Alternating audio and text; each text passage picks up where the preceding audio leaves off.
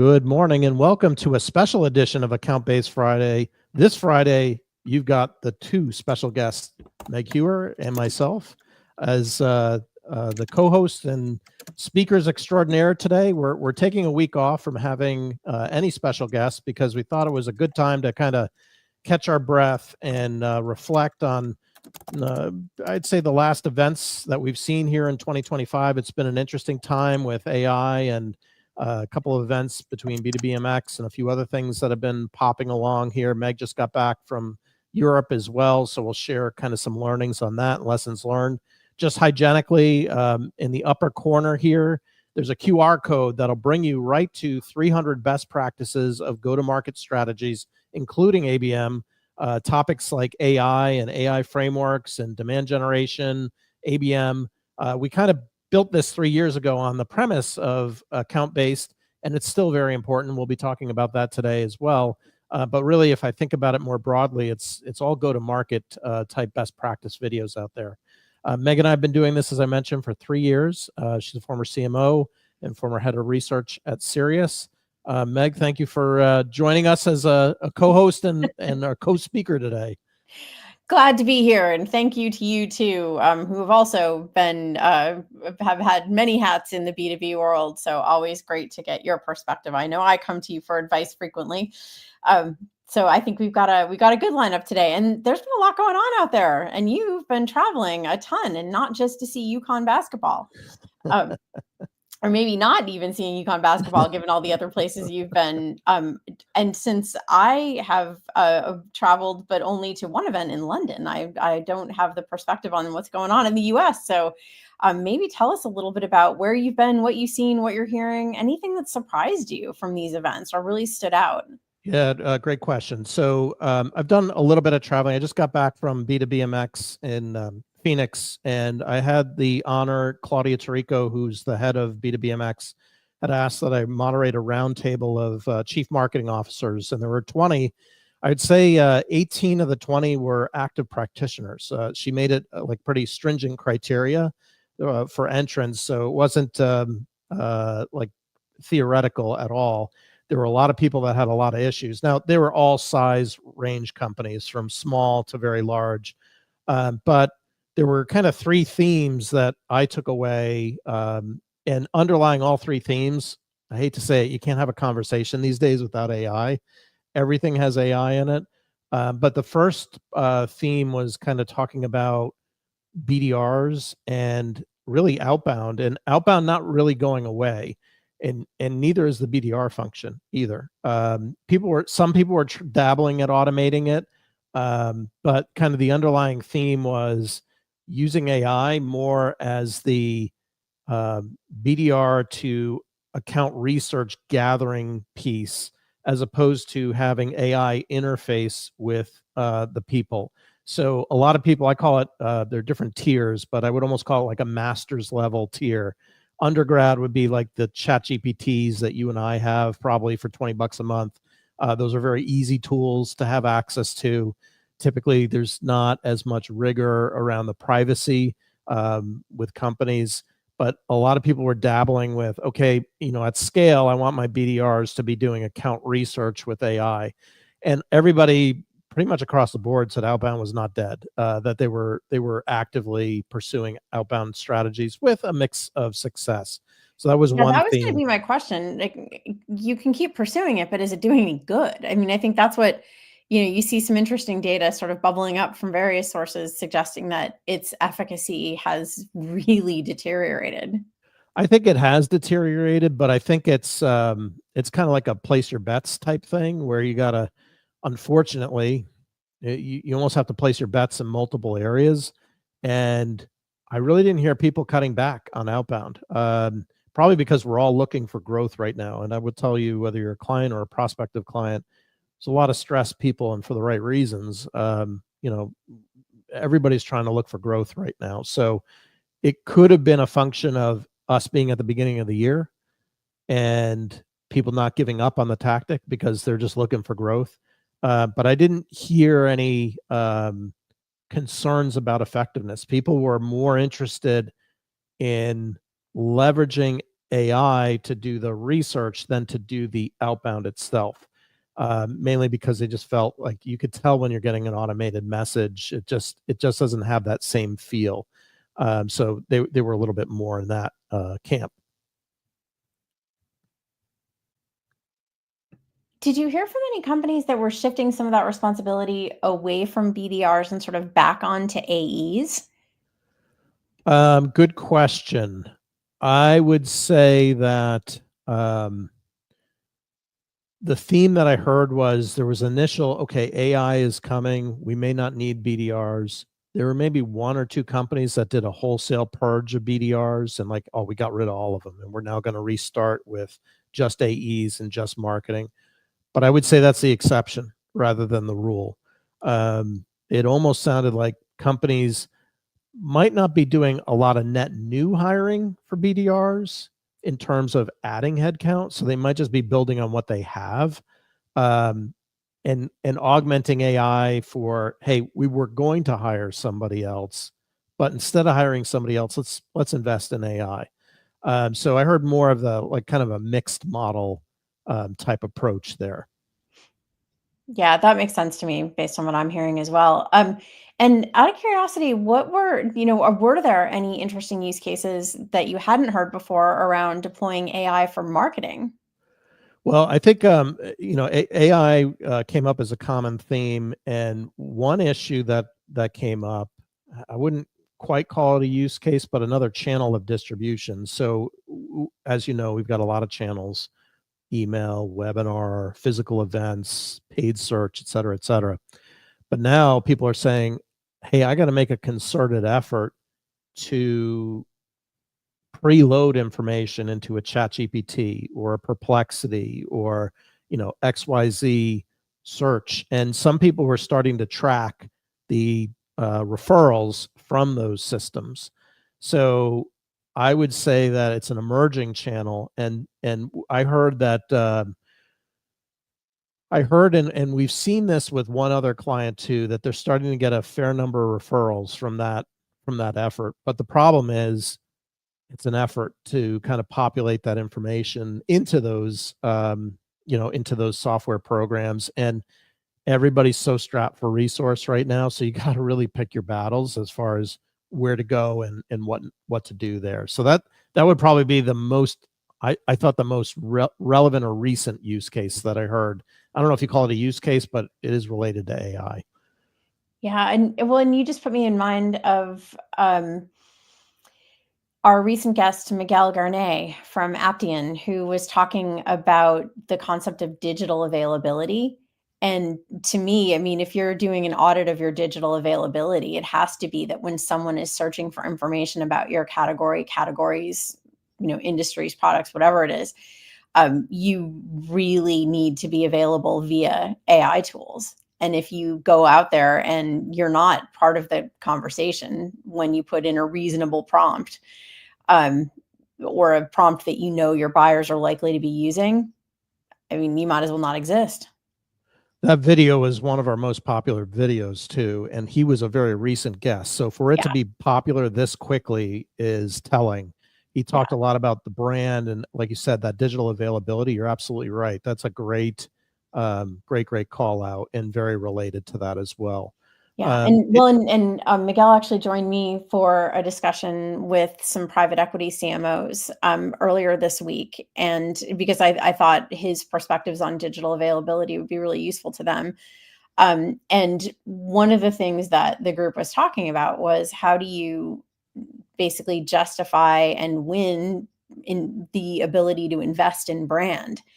And one of the things that he explained is that, in rather than saying invest in brand, which to a lot of C-suites, outside of C-suite members outside of marketing, that's like the big black hole of dollars they don't understand or want to believe in, which makes sense because there is a lot of waste that has gone on in that category. Um, but what he said is, when he positioned brand investment as a component, as a contributor to digital availability. So don't use the word brand, use the word digital availability, and use the descriptions of how that is a very tangible thing that anyone can understand because we all experience it.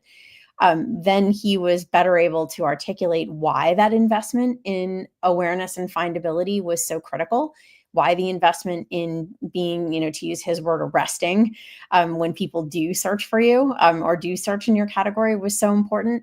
It helped win funding. And I think that was a kind of a useful tip to a lot of the CMOs on that call was don't ask for investment in brand. Ask for investment in the things that brand gets you, which in the end is demand. Yeah, I think that's great. I'm curious. You mentioned the CMO Roundtable that you participated in. What did you hear, either thematically or perhaps related to AI? Like, what kind of conversations did you hear? And it'd be interesting to see how my conversations compared to your conversations as well. Yeah, well, and ours was very specific this time around brand. So it was a focused conversation around sort of bringing in the concept of digital availability, but also with kind of an example from one of the CMOs talking about their rebranding journey. And I think a lot of the a lot of the marketing leaders who were there are being asked to help with brand, to improve findability, preference, those kinds of things, but not really being given much in the way of budget or time to do that, which I think is a challenge. So those are some of the questions of how do you explain and justify investment, because we know we need it. It's just really hard to explain why and how you'll exactly see the return on it. So I think that was part of the discussion. And yeah, you can't really go too far without some conversations about AI coming in, but I think you see people leveraging it at different points. To your analogy of, is it sort of, 101, 201 or beyond graduate level?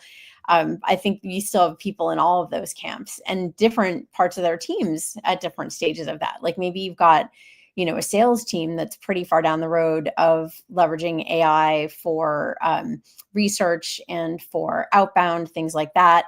And you may have a marketing team that's doing a lot of work around content development, but you may not be seeing a ton of like agent-based AI work going on yet. But then in other places, they're off to the races. So I think this is also another example of, the future's already here. It's just unevenly distributed, being the case of kind of how people are living in different worlds. But there actually have been some really good examples of AI use in marketing kind of floating around LinkedIn this week. Unfortunately, I'm not able to post my links in the chat, but I'll add them to the replay here, because there have been some, I think, really illuminating stories of how people are using AI to literally build out whole teams and make, sort of game-changing impact on productivity. And that didn't come up in the roundtable per se, but I think it's been, a lot of the discussion in the last couple of weeks online.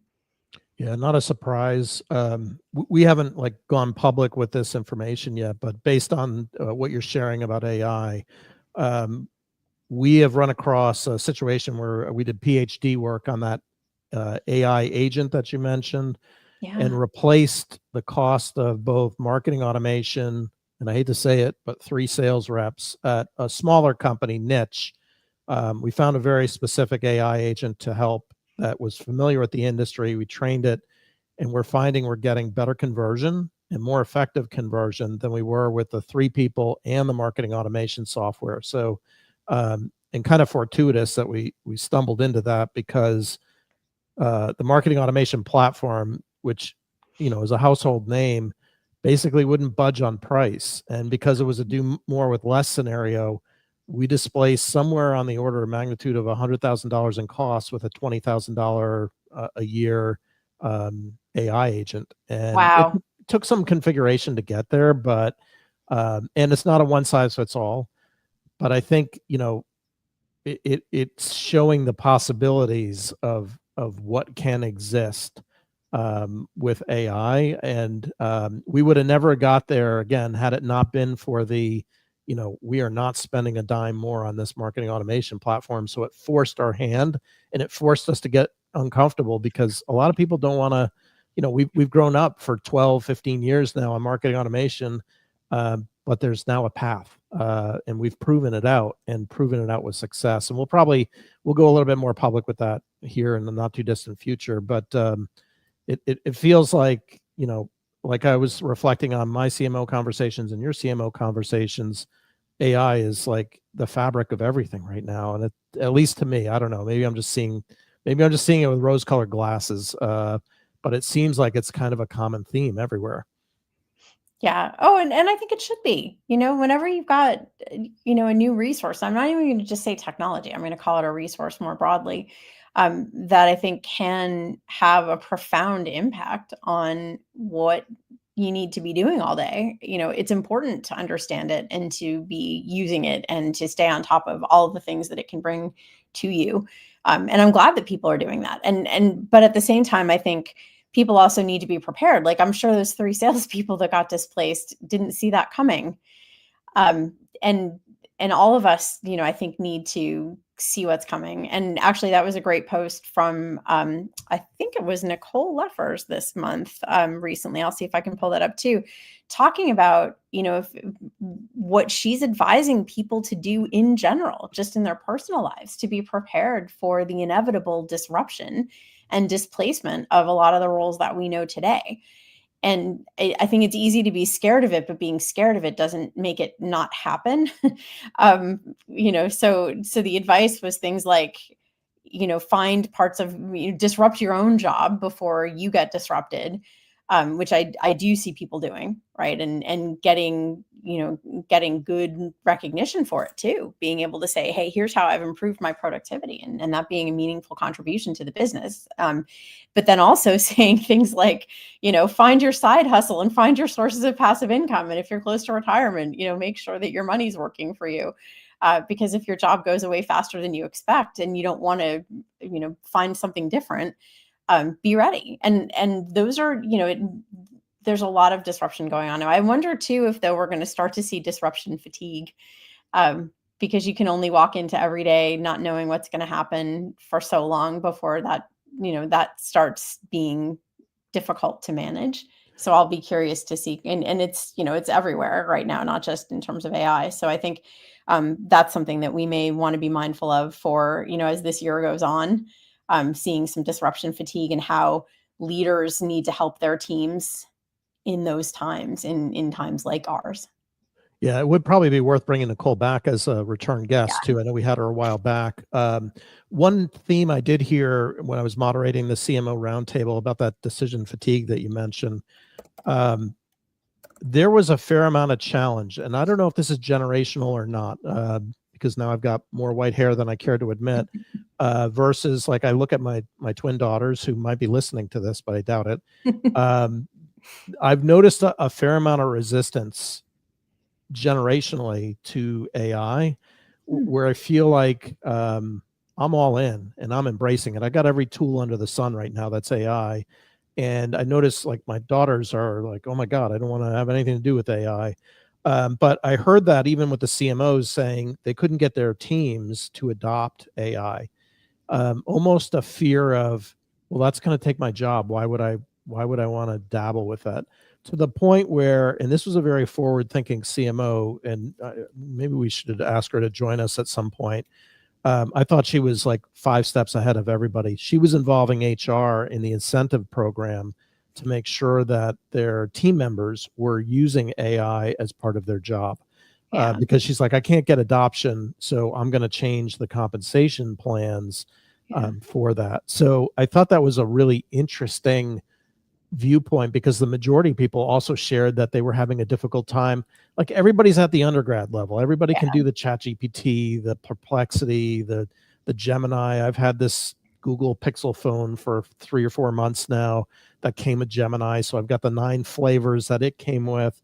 But that's all basic stuff. It's the workflow and automation and kind of the PhD level, which I was describing earlier, of replacing marketing automation with, an agent, which can also replace, people.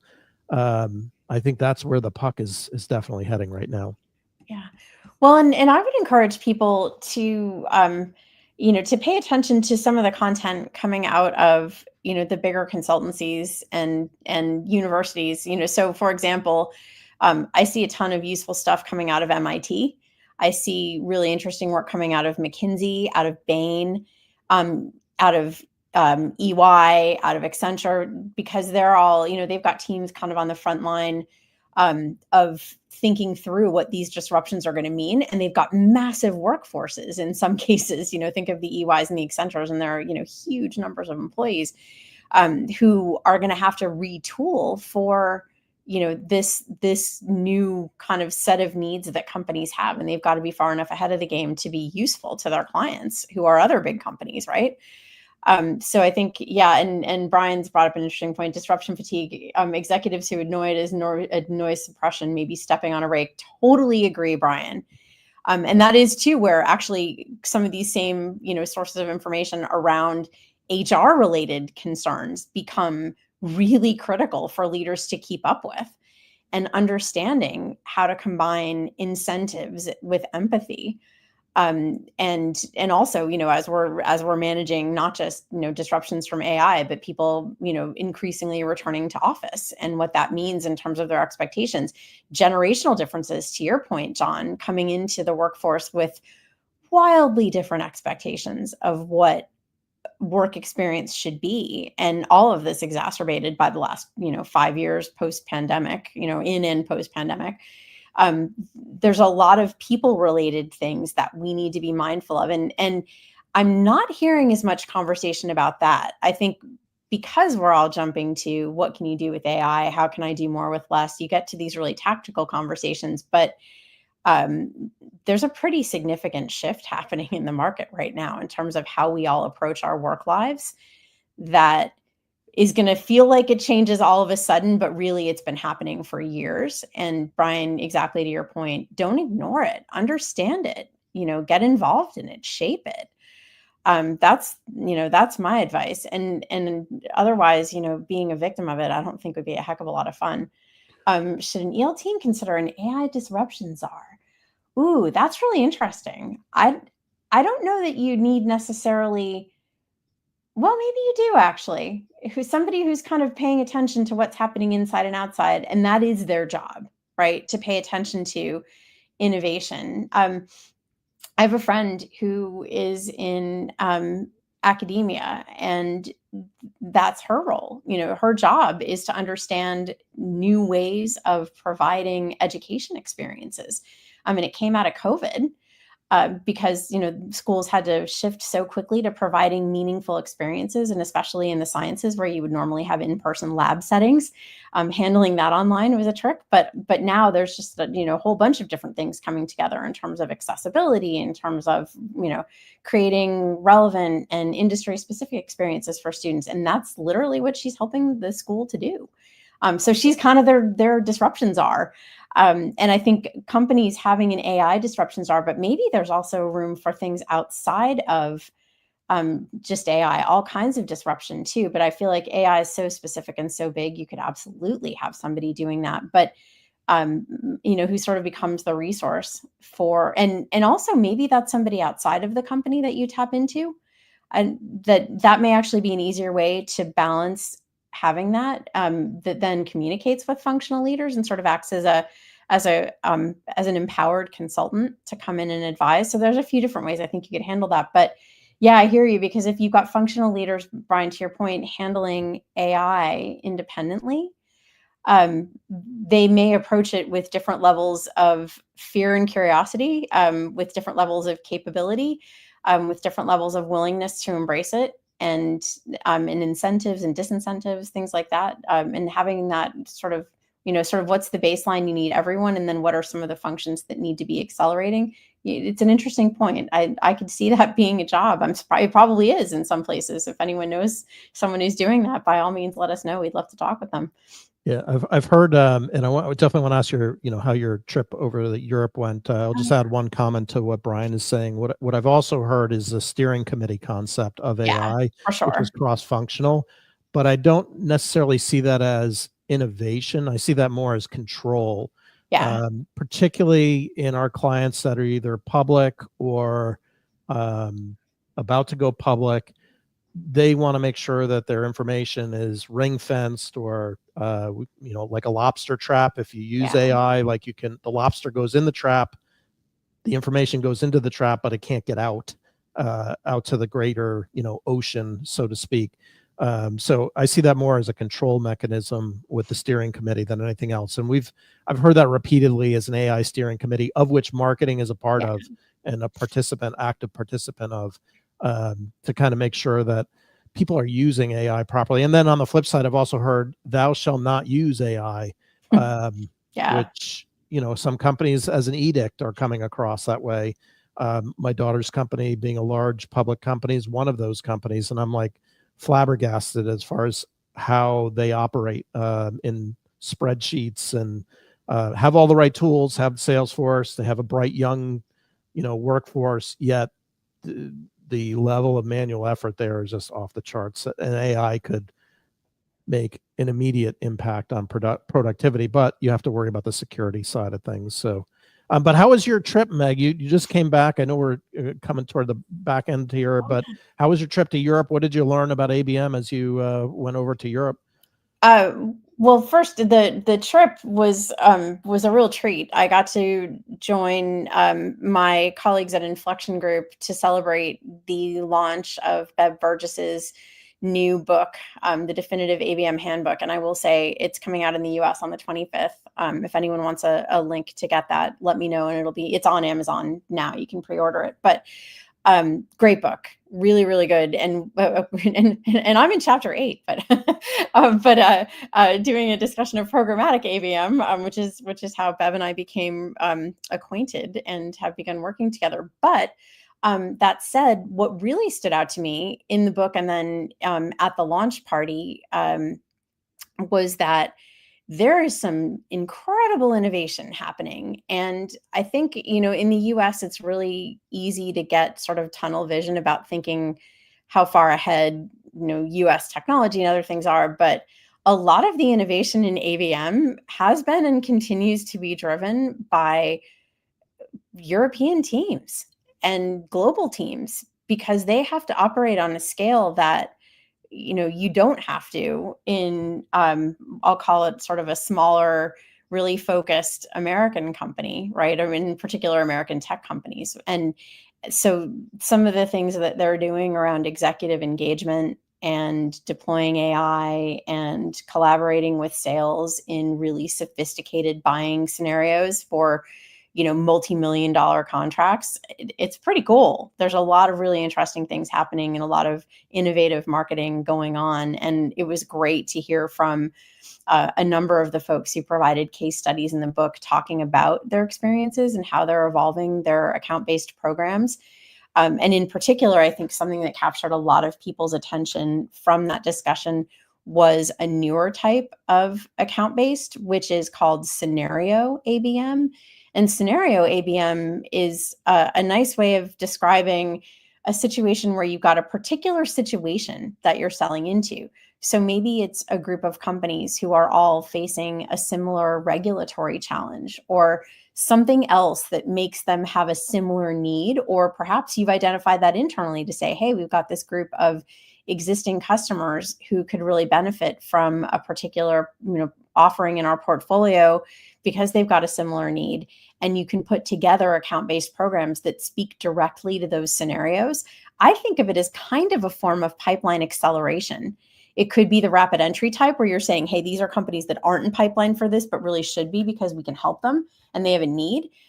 Or it could be, something where you say, hey, we've got people who are kind of interested. We want to accelerate them based on, them being in funnel and move forward. But that scenario concept of saying, what do companies have in common that would make it easier to provide a program that would reach them in a meaningful way, but not just one at a time, sort of something that you can scale a bit, I think really captured a lot of people's attention. As did sort of the idea of pursuit marketing. And that's my colleague Dorothea Gosling is really one of the leading thinkers about that. But that's the idea of how do you have concentrated, focused teams that collaborate, sales and marketing, to win large deals, kind of must-win deals. That's an art unto itself. and companies that have, a very defined universe of complex environments that they need to sell into really find that pursuit marketing to be an approach that's very effective. You don't win them all, but the wins you do get are so big, it makes it really worthwhile. And doing so in a focused way makes a big difference. So those were two things, I think. But just in general, definitely recommend that people check out the book. There's so many good examples in there, and also some amazing data on what people are investing and how they're investing in each of the types of account-based that I haven't seen from other benchmarks. Although there are some really other, great benchmarks floating around out there that we'll hear from in the next few weeks. But those are a couple of things that I think people will appreciate from the new book. And I think you mentioned Bev is joining us next Friday. She is indeed. She's going to talk about the book and some of the observations that she has on how account-based has changed and how AI is impacting it. That's also a big part of the book. Awesome. Yeah, no, it should be a good conversation. And it's always interesting to compare and contrast Europe to the US. I feel like in the US, we're really great at the technology. We've got more technology choices than we know what to do with. And Europe, I feel like behind's not the right word. They're just focused a little bit differently than that of the US. Like US, I feel like we're enamored with the technology, and Europe is more about the process and the methodology and kind of connecting the dots on account base, at least from what I've seen, like comparing and contrasting client, because we have clients in both regions, and we've noticed like the rigor of process is a little bit more. And of course, the data laws and protection are a little bit more stringent in Europe, and US is kind of playing catch up to that. So it's just really interesting to see the dynamic. I'm really looking forward to hearing her next week when she joins us. Yeah, executive engagement too, I would say, is a real strength for European and global account-based teams, because they have to engage the senior most executives in some of the largest companies in the world. That's an art form. And it's something that I think those sophisticated large-scale programs really do very well. And that's not something you see in sort of the tech-driven US approach, right? You see a lot of companies say they want to move up market, but they don't do it very well. These are companies who've made an art form out of being up market. And it, to their financial benefit. So that's something else I see it kind of as an advancement in outside the US.